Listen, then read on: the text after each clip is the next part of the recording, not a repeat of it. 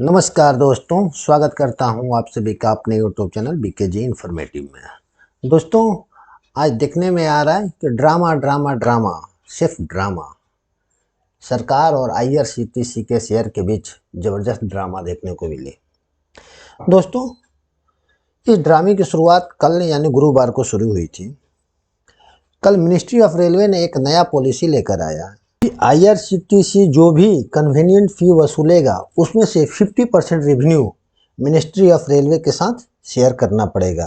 लेकिन अभी से कुछ घंटे पहले मिनिस्ट्री ऑफ रेलवे ने इस प्रपोजल को विथड्रॉल कर लिया है, जो कि आईआरसीटीसी शेयर धारकों के लिए गुड न्यूज है। इस पॉलिसी के चलते आज सुबह आईआरसीटी के शेयर में 25% तक की ज़बरदस्त गिरावट आ गई। अगर आज ये मिनिस्ट्री ऑफ रेलवे ने इस पॉलिसी को विथड्रॉल नहीं करती तो शायद शेयर प्राइस में और भी भारी गिरावट आ सकती थी।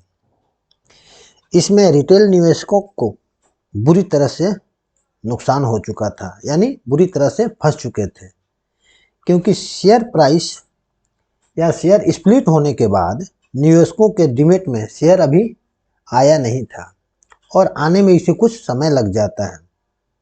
जो लोग इससे एग्जिस्ट करना चाहते थे या निकलना चाहते थे, वो उतना ही शेयर बेच पाते जितना कि उनके डीमैट अकाउंट में पड़ा था। इसी बात को ध्यान में रखते हुए मिनिस्ट्री ऑफ रेलवे ने ये पॉलिसी को विड्रॉल करने का फैसला लिया। रिटेल निवेशकों के लिए ये राहत की बात है, लेकिन आफत अभी कम नहीं हुई है। दोस्तों, सरकार की एक छोटी सी गलती के कारण आईआरसीटीसी के मार्केट कैप को 18,000 करोड़ का जबरदस्त नुकसान झेलना पड़ा। मिनिस्ट्री ऑफ रेलवे को इस कन्वीनियंस फीस के तौर पर 150 से 200 करोड़ का इसे रेवेन्यू मिलता। सरकार इस लालच में आ गई, लेकिन उनको इसके लेने के देने पड़ गए। इसके एवज में उन्होंने देखा कि जल्दी से फटाफट इस पॉलिसी को उन्होंने वापस लिया। दोस्तों, अभी हम लोग आ गए चार्ट के ऊपर कि आज आईआरसीटीसी के चार्ट देख लेते हैं। तो सुबह दोस्तों खुलते के साथ ही ये देखना कि प्राइस कैसे यहाँ से लेकर ये धड़ाम से गिरा यहाँ पर, यानी लगभग इसका लो हो गया 639 का लो हो गया और हाई हो गया 906 का। दोस्तों, इस तरह से ज़बरदस्त गिरावट को देखते हुए शेयर प्राइस में सरकार भी हिल गई, यानी सरकार कहिए कि मिनिस्ट्री ऑफ रेलवे ने भी हिल गई। इसके बाद देखियो दिन भर ये शेयर प्राइस कंटिन्यूज एक रेंज में फंसा रहा। अंत में जब मिनिस्ट्री ऑफ रेलवे की तरफ से इस प्रपोजल को विड्रॉल करने का फैसला लिया गया, तब यहाँ पर तुरंत इस शेयर ने भी यू-टर्न लिया। इसके बाद अंत में आकर ये 842 पर क्लोजिंग हो गया। दोस्तों, जैसा कि देखने में आ रहा है कि आईआरसीटीसी के टिकट बुकिंग से मिलने वाले सुविधा शुल्क का 50% हिस्सा नहीं लेगा रेलवे, यानी सुविधा शुल्क को बोला जाता है कन्वीनियंट फी। आईआरसीटी को लेकर आज बड़ा अपडेट सामने आया। रेलवे ने टिकट बुकिंग से आईआरसीटीसी को मिलने वाले सुविधा शुल्क का 50% हिस्सा लेने का फैसला वापस लिया है। डीआईपीएम यानी डिपम सेक्रेटरी ने यह जानकारी दी। जब यह खबर आया तो करीब खबर आने से पहले इस शेयर में ना 25% तक का कम से कम डिक्लाइन आ गया था। इसके बाद जैसे ही ये खबर आया, शेयर में तेज रिकवरी हुई, मतलब शेयर जबरदस्त ऐसे यू टर्न लिया। इसके बाद दोस्तों आगे बहुत सारा कोटिंग्स है, देख लीजिए कि आईआरसीटीसी के शेयर में भूचाल से रेलवे मंत्रालय का यू टर्न, अब नहीं चाहिए रेल टिकट से कमाई में हिस्सा। तो सभी जगह रेलवे के इस फैसले का मतलब मिनिस्ट्री ऑफ रेलवे का इस फैसले से सभी नाखुश दिखे। इस कारण से इसको जल्दीबाजी में रेलवे का फैसला वापस लेना पड़ा। और हालांकि कन्वीनियंस फीस लेने का फैसला भी रेलवे मिनिस्ट्री का जल्दीबाजी में ही लिया गया था, जिस कारण से ऐसी भारी कीमत उन्हें चुकानी पड़ी।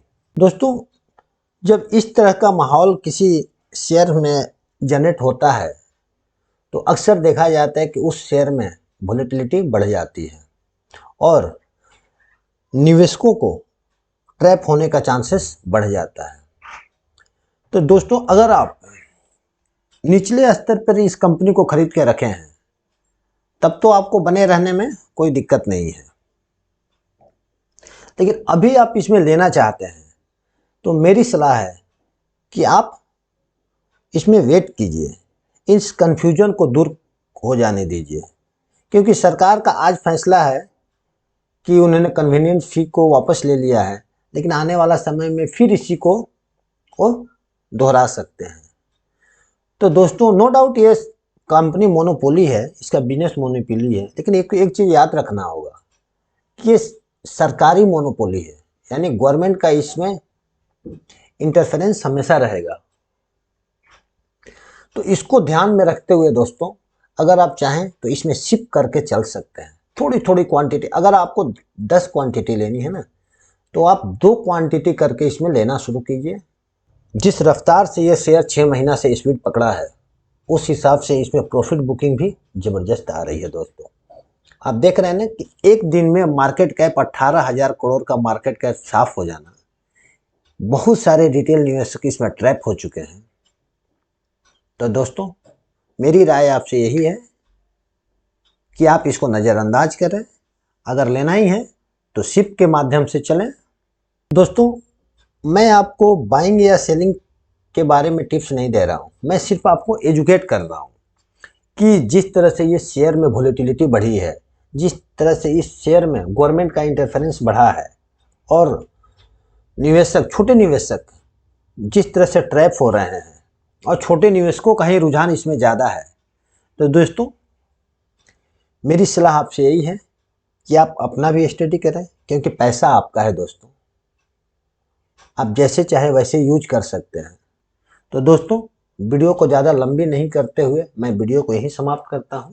अगर वीडियो अच्छी लगे तो please like, share and subscribe जरूर करना, और क्योंकि आपका लाइक से हमारा मोटिवेशन बढ़ता रहेगा और मैं आपके लिए एक नई वीडियो लाकर आता रहूँगा। तो थैंक यू दोस्तों, जय हिंद।